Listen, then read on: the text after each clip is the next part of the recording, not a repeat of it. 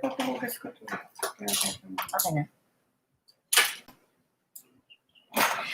Hello, everyone. This is Badminton Coach Kennie, and welcome to my second live stream. This is a very special day for me because last year of the same day, we put out our first video, and so far it's been great, and we've been having good responses. And so we're very happy, and we're celebrating with a live stream with the topic of strong mindset. So please feel free to comment, to ask questions, and I'll do my best to answer all your questions. But before we start, I'd like to let everybody know that we'll be giving out some Yonex prizes. However, those Yonex prizes will only be for Metro Manila people, because of the shipping, and it's so hard to, with the pandemic, that's been really hard on everyone. Shipping will be hard outside of Metro Manila, so all the Yonex prices will be only for Metro Manila people. And we will also be giving away a 20-minute free coaching session, a one-on-one coaching session. So I hope you do stay with us and ask your questions. So, hi Amal, hi Angel, hi Jacinto, hi Anna, hi Devanshi. I hope I'm pronouncing your names right. Hi Devraj, hi Akshay, hi Rex. Hi everyone. Yes, so I'd like to start with our topic on having a strong mindset. So people have asked this so many times, even on training or especially for tournaments. How do we build a strong mindset?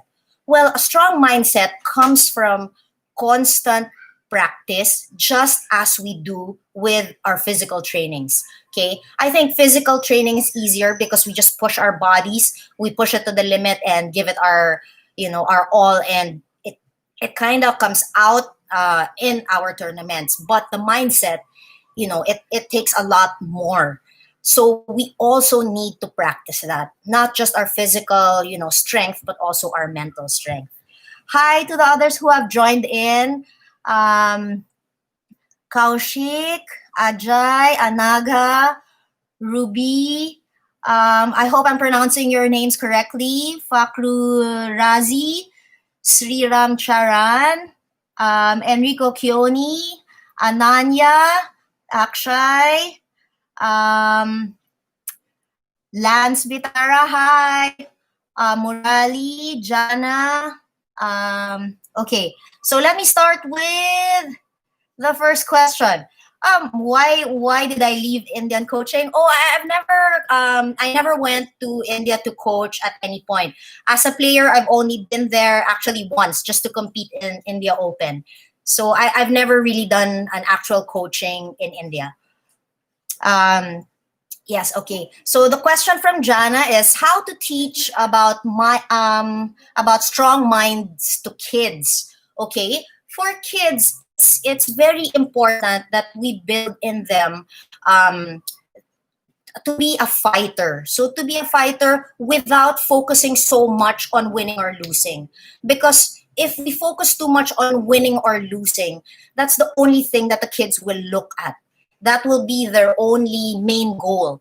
And that's not a good way to bring them up or to really hone them. What's important is always putting emphasis on giving their best. That in their mind, they should constantly think of how to play the game, how to keep fighting regardless of whatever the score is, whether your opponent is ahead or whether you are ahead. So of course, there are different mindsets. When you are ahead in terms of score, you shouldn't relax. You shouldn't be complacent.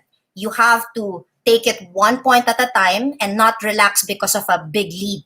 Because at any time, that big lead can be closed, and the gap is easily closed, and then next thing you know, you're already behind, or you've probably lost that set. So what's important is focusing on one rally at a time. You have to focus on one rally, meaning focus on your strength, Focus on your weakness. How do you cover your weaknesses? No player would come in on the court thinking I'm so perfect and I have everything covered. That's impossible. There's no way that's going to happen. But what's important is to have that, mindset of pushing ourselves, of thinking of ways, because I always believe that to any problem that we face along the way in the game, there's always a solution. Okay, so yes, let's look at the other questions.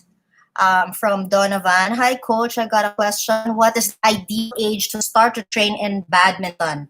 Got a 4-year-old brother and a 2-year-old son. Okay. Ideally, like for us coaching, we normally take in the kids at 7 years old, only because I'd like them to be able to distinguish right and left easily. Like, so when you teach the footworks, when you teach the movement, so when you explain it like, oh, left leg goes first, right leg comes next, they can easily grasp what you're saying. It will be hard for but of course there are exceptions to the rule. If the kid is really showing so much potential at an early age, sure, why not?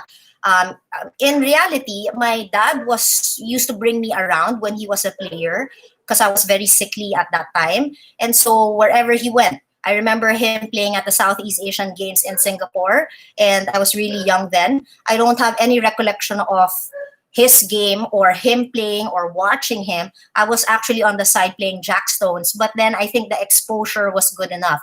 So the 4-year-old kid, I would, bring to a badminton court, let them play on the side. If they want to hit, sure, give them the racket, let them grip it correctly, and let them, try hitting it. So I could hit the shuttle at 4. I was so happy then. I could remember that I could get the shuttle over the net when I was 4. So, but I was never forced to train, which is really, really good. I was just, left to play on the side. So I think that really, really helped.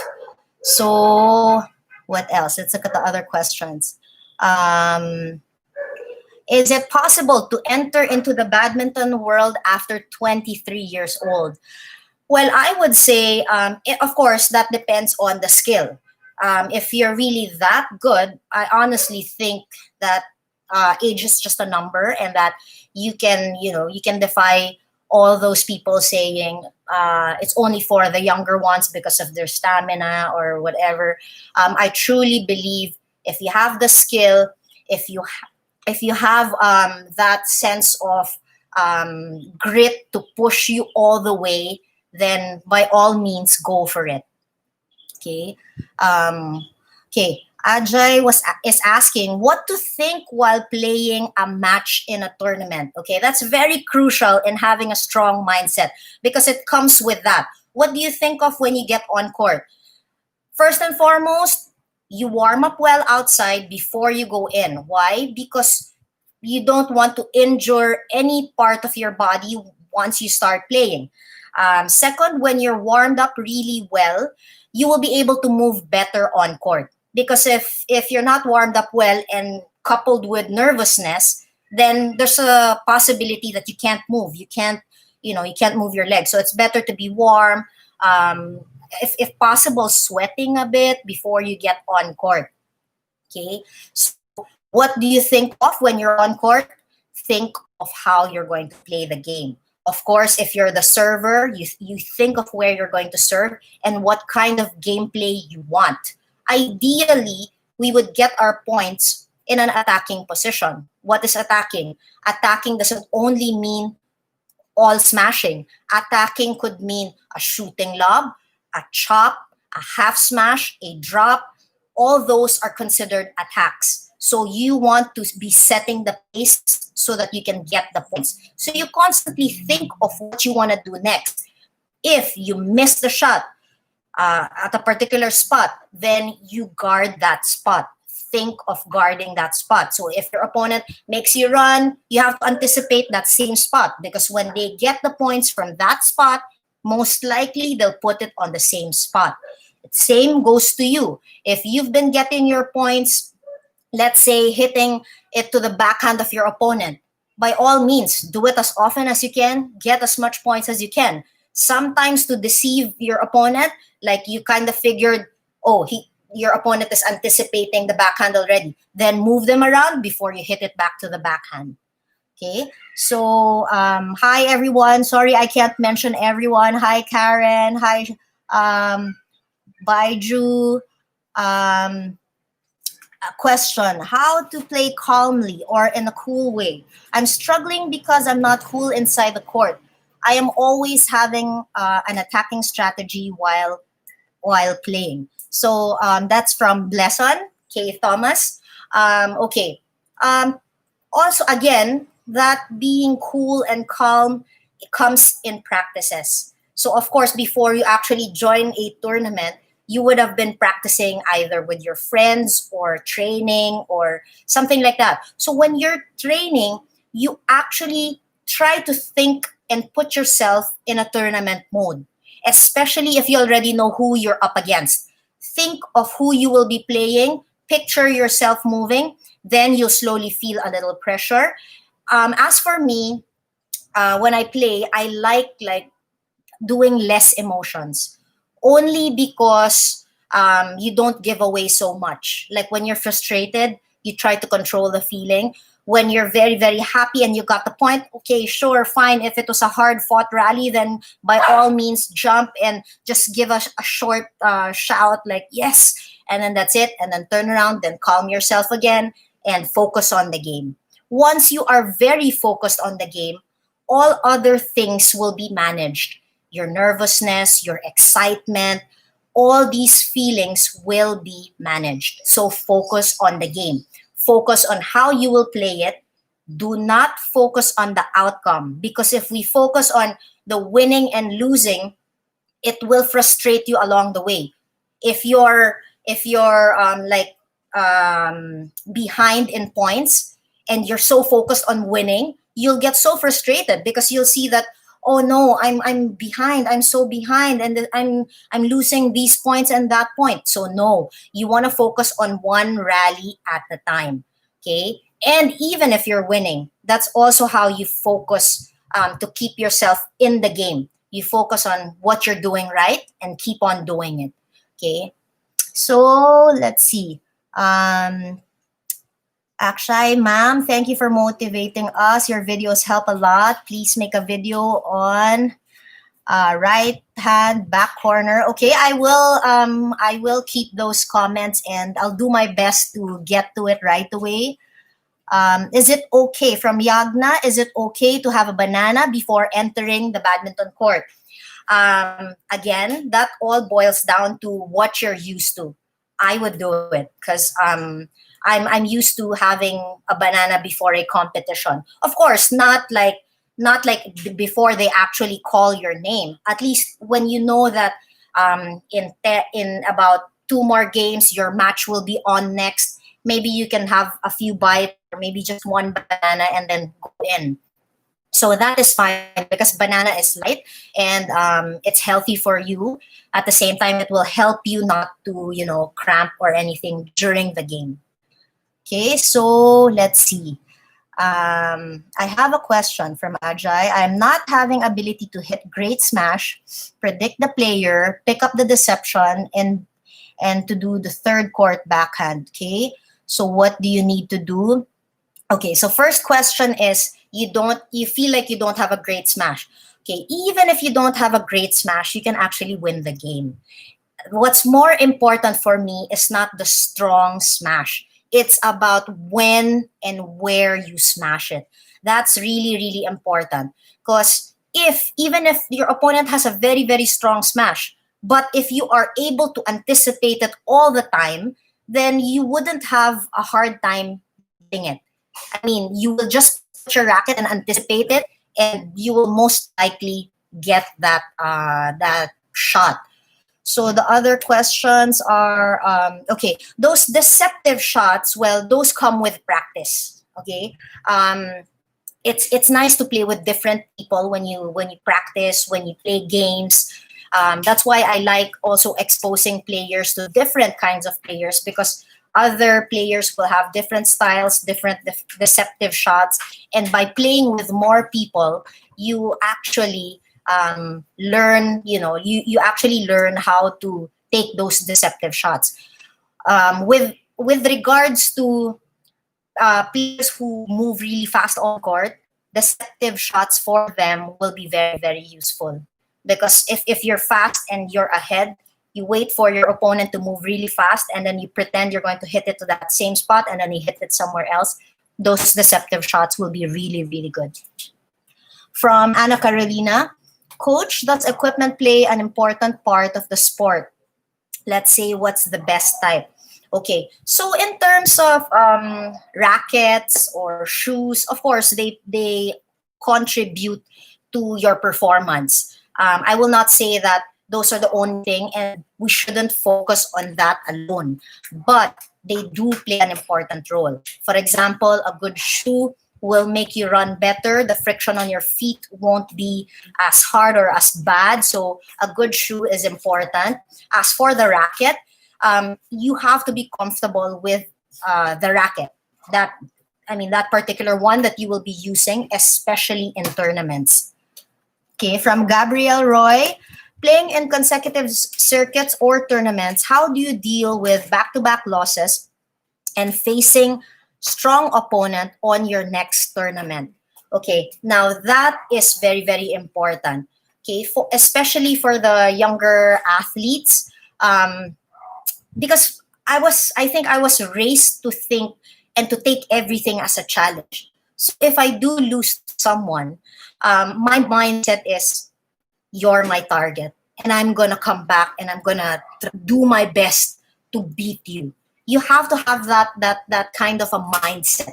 Okay, you shouldn't be thinking like, you always take it as an opportunity.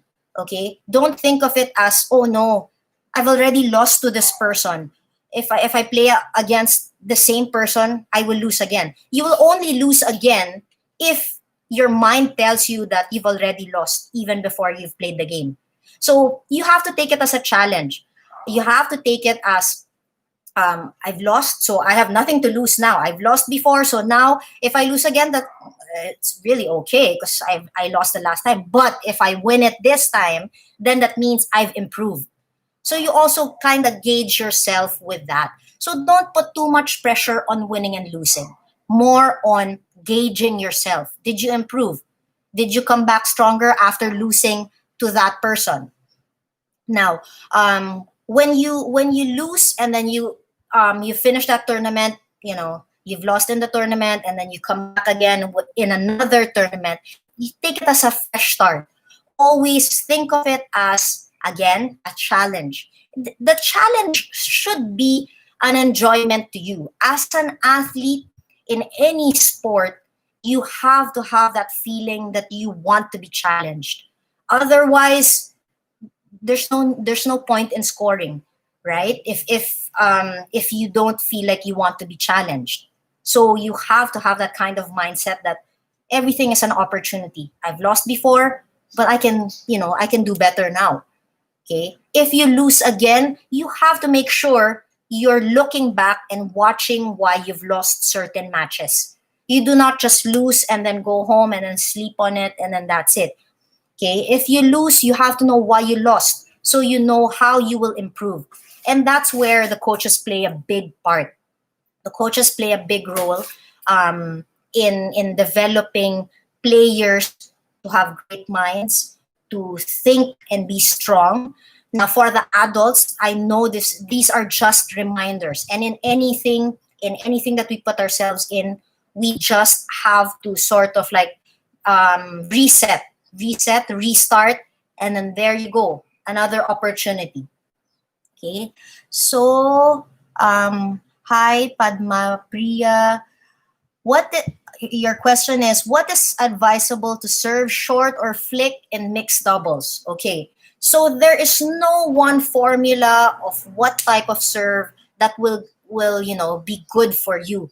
When you're there, you have to try it. Okay, of course, majority of the time you do the flick less because there's also a risk doing so much flick serves. And once your opponent anticipates it, they can attack it stronger because the serve is only short. It doesn't go to the baseline. So when the flick serve is being anticipated, it can be attacked stronger.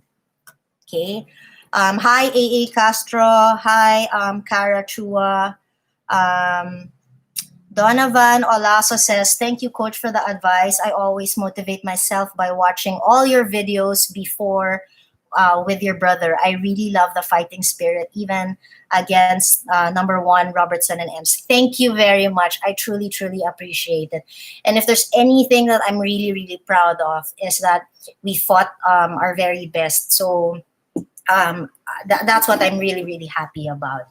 Okay, so before I continue, I'd like to start with our first prize. And okay, so here's the mechanics of our comment to write this one. Okay, so I need you guys, those that are joining, those from Metro Manila, joining this prize. So I'll be showing you what prize we're giving now.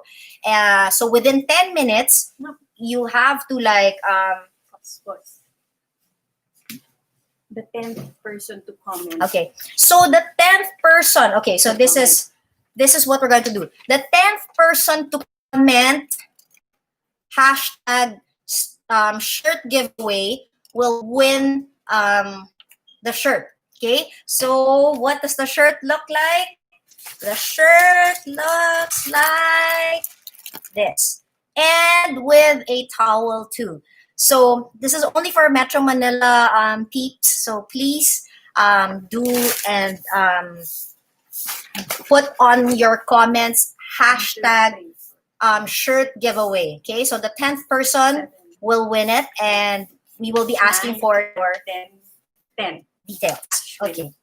Ashwin DS. Okay, so our winner, Ashwin DS. Number 10. Number 10th, you have to be in Metro Manila, okay? Ashwin DS. Okay, Ashwin DS, we need you to put your email on the comment section so that we can get back to you. So there, we already have a winner for the shirt giveaway. Now let's go back to our topic, okay? The strong mindset. Okay, so again, how do we build the strong mindset? The strong mindset is built over time. Do not expect it, especially for kids, to just get it easily. So as parents, as coaches, as mentors, we have to be patient in explaining, especially to the younger ones, that it doesn't matter if you win or lose that particular match. What's important is you gave it your best, and then we will get back onto training and work on whatever is needed. Okay, so guys, you can stop doing the hashtag shirt giveaway because we already have our winner. So I'd like to say hi to Bianca Carlos, to Fides Pagasbas, hi to Chinta. How to keep fitness over 40 years old. Okay. So it's important that if we want to enjoy badminton, we have to be fit. So we need to incorporate it with other strengthening exercises. So I've already given out some exercises in my videos, in my previous videos, but we will be doing more so that you can strengthen different parts of your bodies, from your shoulders, your wrists, everything, because you need to be strengthened as a whole. Okay, and the thing is, people think that you play badminton to get fit, but it's actually the other way around. You have to be fit to be able to play badminton. Okay, because badminton is such a heavy sport that, you know, there's a lot of sudden movements. So if you're not fit, you can easily injure yourself. So let me make that clear again. You have to be fit to play badminton, and make sure the warm up and the cooling down is very, very important as well. Okay, so Let's see. Coach, have you ever competed against Zhongjun and Gowling? Oh gosh, I don't think so. I honestly, I think Gowling at that time was about to end their career when we were starting to move in. I think, if I'm not mistaken, I hope I'm right because it's been so much already. Okay, so we have another question from Marcelino Arias. What should a player be thinking about when he or she is about to play against someone he hasn't beaten before or someone he hasn't played against? Okay, so when you're up against an opponent that you've never encountered, or let's say you were not able to do a research on this person, because it's easy to say that before you actually play someone, it's nice to kind of trace back their last tournament, or maybe ask people about a certain player and ask what type of gameplay.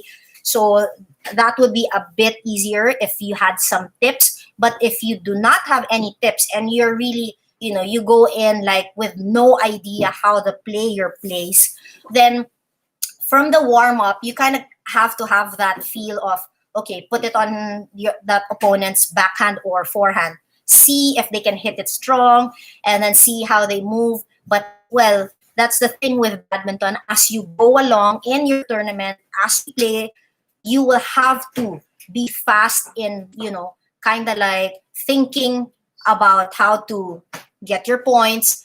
I would like to focus on one point at a time. So if you lose your points from certain areas that are being given to you, then cover that particular area. So against people who, you've never played against, unfortunately, you have to, start to analyze as you play. Okay, so that's what I love about badminton. It's not just a physical sport. It's a very, very mental sport as well. And really, you have to be smart in what kind of gameplay you want to play. So, hi, Miggy. Let's see. Hi, Aparna.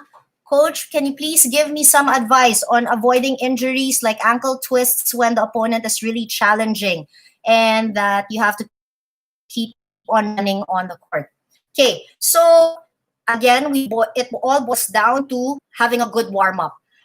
There was a time later on in my competing years that because I've never used to have any injuries, and there's one time that I sprained my ankle, and I thought like something was broken because I've never experienced a sprain, a simple sprain. So when it happened, we thought something was broken, but actually it was just a sprain, and it happened, quite often. So in order for you to like avoid that, you have to warm up well. So I love moving my feet around, like really rotating it, doing all the possible movements before I get on court.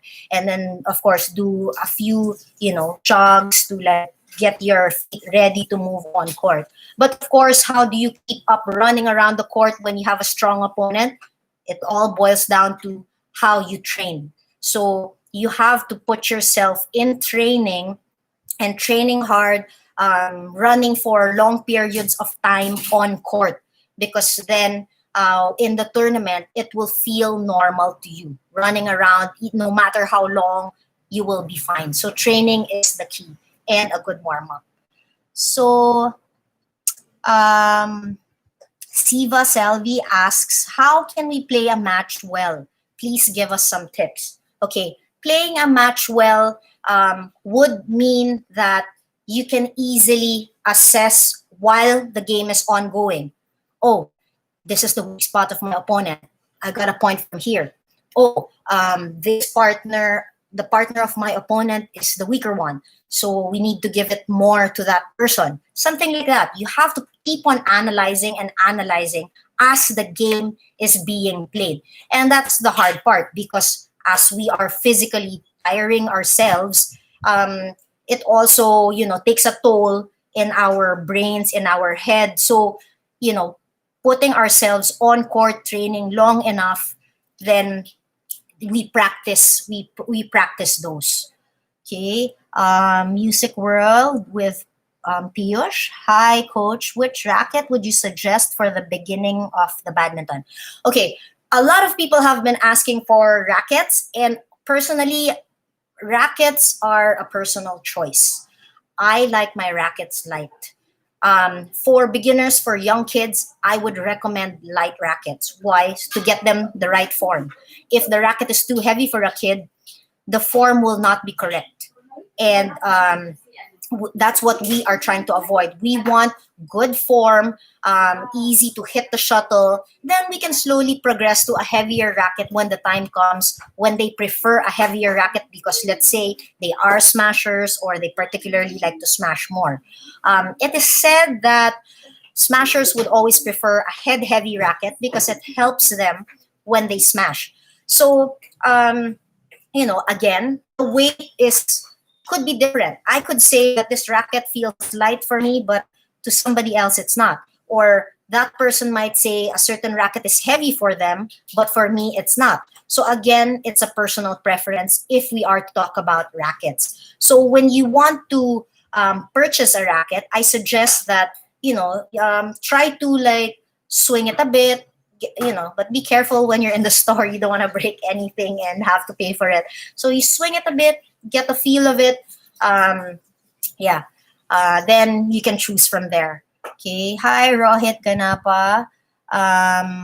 Please suggest how often racket need to be changed. Well, you don't really need to change rackets, as it's a personal choice. I normally tend to stick to the same rackets for years unless they come up with a new one that feels light, that feels sort of the same. But otherwise, I'm not a fan of, to keep on changing the rackets. Okay. So there's a question from Taiki. In doubles, how do I not get demotivated myself when I can see that my partner is getting disheartened if we are losing? Also, how can I encourage him and her? That's a very, very good question, Taiki. And all you have control of is you do not have control over your partner. Even if you scream at your partner, even if you beg your partner to do a certain thing, you can't force them to do anything. So you only control yourself. What should you do when your opponent keeps making a mistake? Please avoid showing it. Avoid showing that you are getting frustrated, because if you show your partner you're getting frustrated and your partner feels it, all the more your partner will not be able to play their game. Instead, remind them that it's okay, because truly there are days that we do play bad. It could be your partner, it could be you. So on a day that you're not playing well, you don't want your partner to be angry at you. You don't want your partner to be frustrated at you. So you give that same confidence to your partner. Tell your partner that's okay. Let's try this, or let's do this. Give your positive feedback. Tell your partner, okay, guard your, let's say, your backhand because they've been attacking your backhand. So you give them specific things to think about during the game. If they're thinking of guarding their backhand, they won't be thinking of being scared of losing. Okay? So if you are able to push your partners to be better and to snap out of that continuous errors, then you are the better player. Then you have made your part. You have contributed to that partnership well. Okay, so please, if you are the one playing better, keep on encouraging your partner. That's what you want also when you are partnered with someone really strong. Okay, so okay. So, okay, before we continue on, our next giveaway is a bag. So, the 20th comment with the hashtag bag giveaway gets this Yonex duffel bag. Okay, it's as big as my screen. So, yeah. So, again, it's only for Metro Manila people because of the shipping, because with the pandemic, it's really hard to ship things just anywhere. So hashtag bag giveaway. This is up for grabs. 20th person to comment will win it. Okay? So let's see. I would like to say hi to Ravi Walia. Sorry, I didn't get your question. Could you please write it again? So many people are coming in, and the comment section have been going really fast. So sometimes your questions do go up. Hi, Kevin. How do we deal with pressure? Again, do not focus on the pressure itself. Focus on the game. When you're very, very focused on the game, the pressure just goes away. And why do we need to pressure ourselves? Right? Why do we need to tell ourselves that, oh, we should win this match or something like that? No, you do not put those labels. Take those out. Those are unnecessary. Just play the game and focus on how you're going to get your points. Okay, and we have a winner for our hashtag bag giveaway, Jana Karpagam.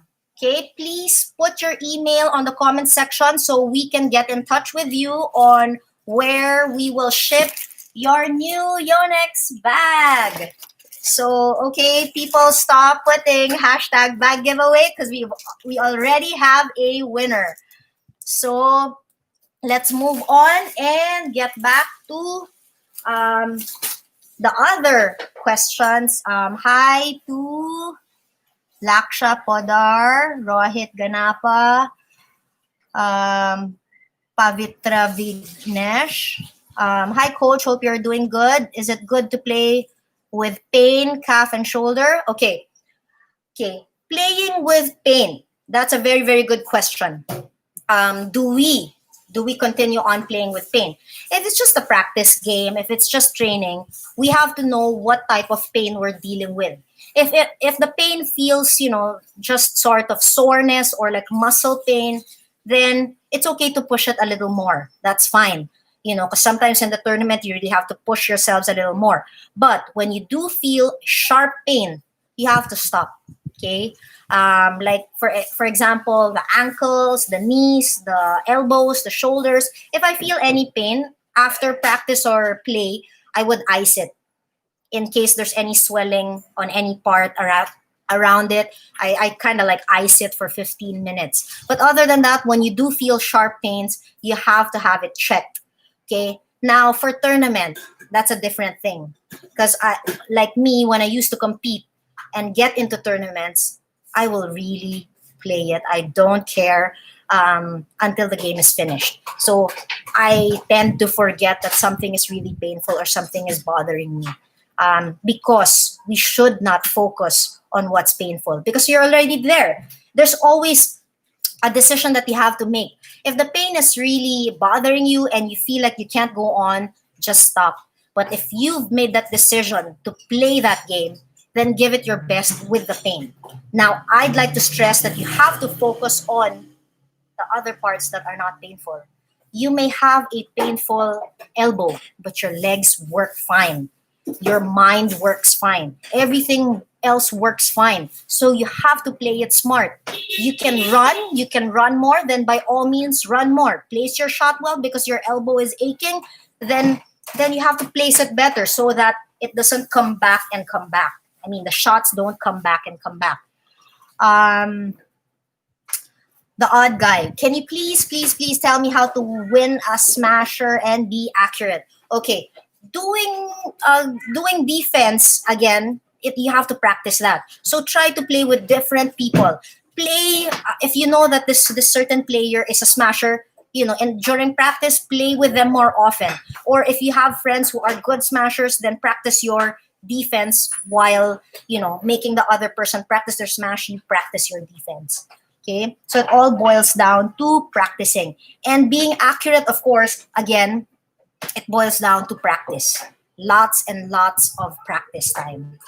Okay, so Harshita Chaparia, when is Netkill used in doubles? Okay, Netkill. I love Netkill. Okay, that's something I tell my players. If any chance you get, just do it. Okay, because most of the time it's almost like a 90-95% chance of actually getting the point. If you smash from the baseline at the back, no matter how strong your smash is, there's still a travel time that's long. But in front, anytime that you attack it as strong as you can, yeah, sure, sometimes a good player with a good defense can return it, but they can't return it really well. Okay, so then you can finish it off from the second or the third attack. What's important is when you are attacking in front, you have to have that follow-up attack. Do not just attack one attack and think it's over and done with. You have to keep going and keep going.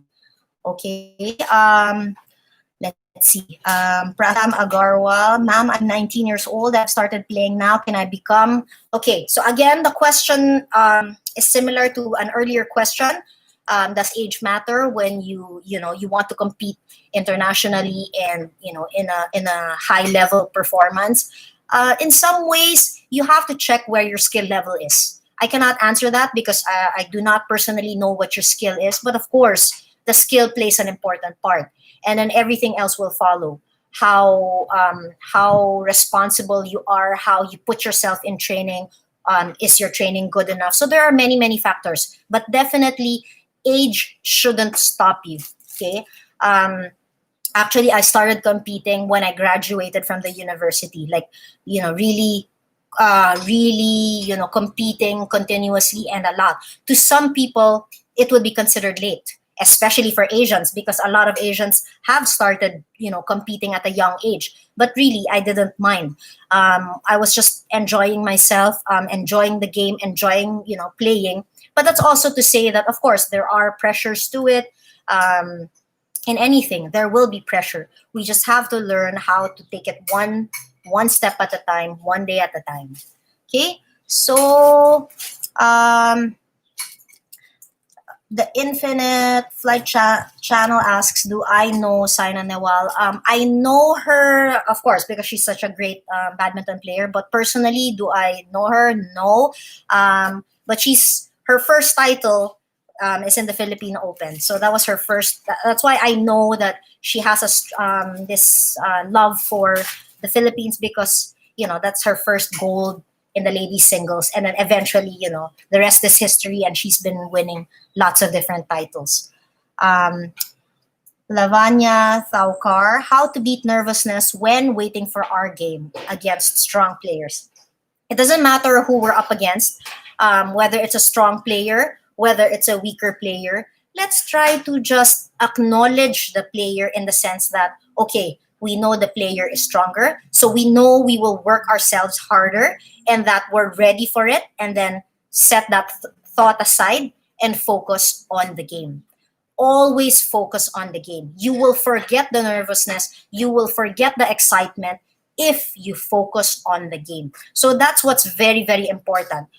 Put yourself in the game, in the zone. That's what we call in the zone. If if you're really into the game, you don't hear the cheerers, you don't hear anything else outside. I always tell my players, do not close your ears when you're on court. The only voice that you should be hearing is your coach's voice, the one that sits behind you, the one that gives you the tips on what to do and what not to do. And that is not easy. I've encountered some players who go on court and they're just blank, and whatever you say to them, they can't hear you. So make sure you practice that when the coaches say something, you can immediately grasp what they've said. And of course, it's very ideal to be able to do what your coach has told you to do. That is also not an easy thing. You might hear your coach, but you cannot execute it easily. So again, everything is practice. That's why we join lots of tournaments. We want to gain that experience so that we can make ourselves better, change some things, improve on things, make our strong points even stronger. Okay, so tournaments play a really important part. Okay. Okay. From Frankie Yuan, how to get strong mentally when trailing or leading. Okay. So if you are ahead in the game, again, do not look at the score, because I really don't like, I only look at the score just to know who's going to serve. Are we halfway in the game, or are we close to nearing the end? That's the only reason why I want to look at the score. But really, I want to focus on the game. I cannot stress enough on how to focus on the game, because that's the most important part. If you are trailing and your opponent is ahead, do not focus on the score, because it will frustrate you. You have to focus on how to get that 1 point. Just focus on 1 point. Get that next rally. If you do get it, focus on the next one again to get that next one again. That's how you condition your mind, so that you do not entertain the nervousness or anything that's unnecessary except the gameplay. Okay? So, we have another question. Okay, Kevin. How do you control your emotions when it comes to playing an intense match? Okay, I always tell everyone, you cannot control the shuttle if you cannot control your emotions. If you cannot control yourself, it will be hard. Okay, if you look at players who have very bad temper, it's hard for them to win matches. Yeah, sure, they could win a few, but majority of the time it's hard because they can't control it. But if you look at the really good athletes, the ones that would win, check out their faces when they make a mistake. You will see them go slightly like, I shouldn't have missed that.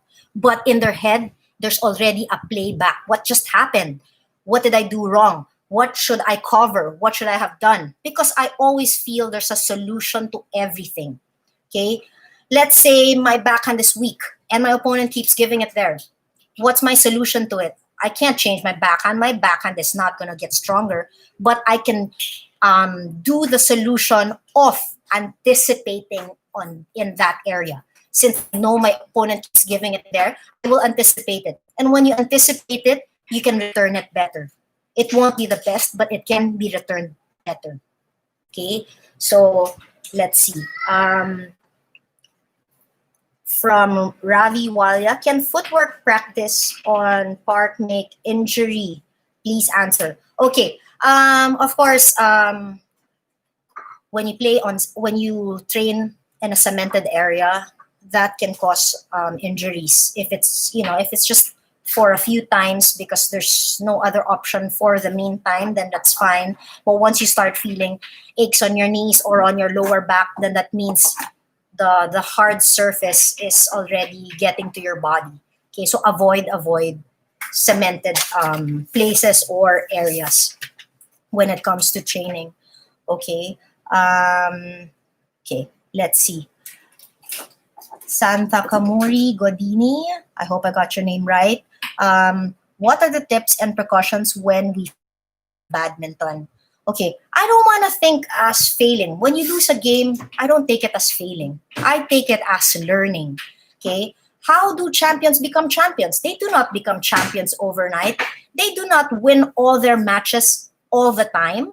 Of course, they would have lost along the way for them to come to a realization on what they needed to improve. So let's have that kind of an open mind that when we play and we do things. Wait, let me see. How to become world number one badminton player? Okay, so how to become world number one? Well, that is very, very tough. A lot of the world number ones would tell you it's a long and hard journey, but do not focus again on the outcome. Just pretty much like a game, you do not focus on the end result. Getting to number one is a bonus and a target, but along the way, you become a better player inside and out. Okay, so a question, Pavitra Vignesh V, is a special mental training important for badminton? If yes, what kind of preparation should we do? Okay, mental preparation is very important. One such practice you can do is to visualize. You visualize, like if you're preparing for a tournament, if you know most likely who your opponents will be, you visualize each opponent. I would go into as deep as, if you have videos of your opponent playing in other tournaments. Maybe you can watch it with your coach or watch it by yourself and try to analyze what their strong and weak points are. Okay, but again, if you do not have an idea of how your opponent plays, you do have an idea how you play and how you want to play. So you can visualize your movement, visualize how you want your game to come out. And that is a very, very strong and powerful suggestion. Your mind tells you what you need to do. Okay, pretty much in the game, it's our mind that controls our body. If you tell your body, oh, I'm so tired already, I can't do it anymore, the opponent is so hard, then your body's going to give up along the way. But if you have a strong mind and you tell your body, I'm not going to give up, I'm going to keep going, I missed this point, I'm going to get the next one, I will be relentless and I will keep on pushing. If I did not win in this match, one day I will, because I will work on it. Okay, so another question, Aparna. This comment is about feelings. One, your feeling before your first international match. And two, your feeling during the first win. Okay. Are you asking me or what my feeling was in a first international match? Of course, I was feeling so nervous, but I was so excited. The first match that I went out and played in, that's all I felt. Really a lot of excitement. And I think what was important was that my coach, which was my dad, reminded me to go out there to play my best and do my best to win. But he did not focus on, you have to do this, you have to win this. No, you go out, you enjoy, you focus on winning, but you do it one step at a time. Okay, so I think I pretty much really, really enjoyed that first tournament out of the country. Again, what are the questions? Okay, let's take a break first, and we will move to our much-awaited prize. I am holding with me a Nano Ray racket that is up for grabs for our 30th comment with our hashtag Racket giveaway. So please comment on the comment section. And again, this is only for Metro Manila people. So it's hashtag Racket giveaway. We have an electronic draw that will take the 30th person who comments Racket giveaway. Hashtag Racket giveaway, 30th person wins this racket. Okay, so I'm seeing it. They're all coming in, and are we there yet? Do we have our 30th? Not yet. Keep on putting the hashtag Racket giveaway. AA Castro. And we have a winner. It's AA Castro. Congratulations, AA Castro. Please put your email on the comment section, and we will get in touch with you on how we will ship it to you. Thank you. AA Castro, you win this racket. So let's move on and continue with our questions. Santa Kumari Godini, how to get a nice, perfect coach for our journey, coach. So I will play for India and how to talk with them and how to participate. Thank you. Hello, coach. I would like to play at my university level, and currently I play a high club level. What can I do to prepare for university, as there is a big step forward from HS Apitech? Okay, I also coach a university team, and I know how it suddenly changes from being a club player, and then suddenly you have to represent the university. I would say that, work hard and enjoy it, okay? Because along the way, sometimes we kind of lose that enjoyment because training hard puts in some pressure and different, aspects, and different people trying to pull you down or not believing in you. you have to first believe in yourself. If you want to play at a high level, you have to believe that you can and put in the work. Once you put in the work, then everything is possible. Okay, you can play at a higher level, you can go up, levels up. So please do your best to work on it, and good luck. So okay, the odd guy asks how and where to serve in singles match. Okay, so serving and all the other stuff will depend on your opponent. So it depends on um, what type of opponent you have. Maybe in singles, once in a while you can do the flick serve just to get your opponent off guard.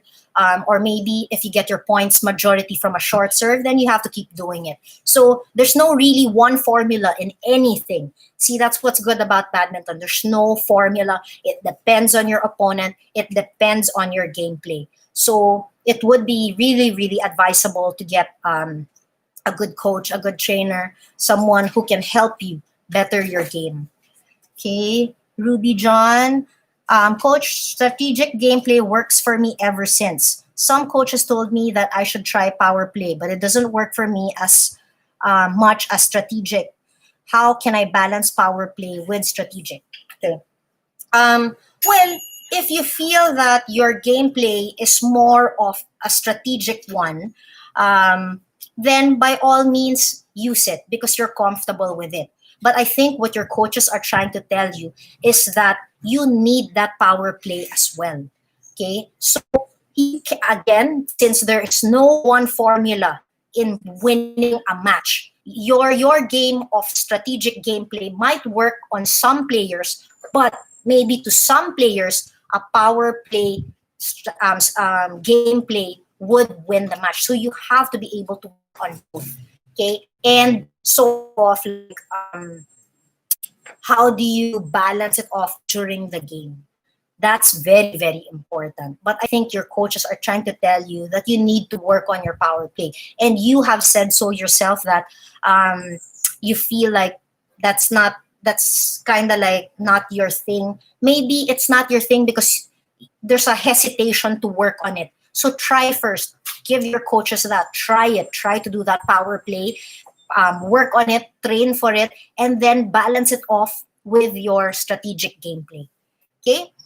So, Richa Patel, how can we judge opponent?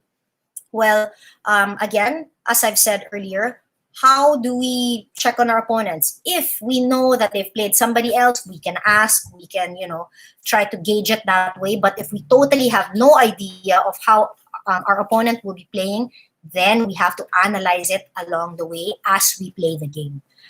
Aishi Modak, how can I improve my backhand in the lockdown? Please tell, I am 12 years old. I really want to be a badminton player. Hi, Aishi. Okay, so to strengthen your backhand, there are some exercises which you can find on my previous videos to strengthen your wrist, your forearm, your shoulder. Do that first while in lockdown. Strengthen that. If you have a wall to practice on, then you can do the walling specifically only to your backhand. Okay, so if you have that access of hitting it to the wall, then do that. But if the space is limited, do the strengthening first, and then once you are allowed to get back on court, then you can start working on it. Okay. Let's see. Rajiv Nagesh, hello ma'am.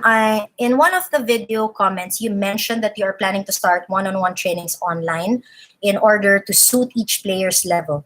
Any update on that? Yes, we're still currently working on it, but you can actually leave your email on the comment section below regarding it, so we can get back to you, because we will start that online coaching soon, a one-on-one online coaching, and we will be giving you the rates for that. So do give us your email so we can get back to you immediately. Okay. Seher Batul, how can we judge the opponent where he will strike next? That's where anticipation comes in. You can only anticipate, but we train to move in different directions.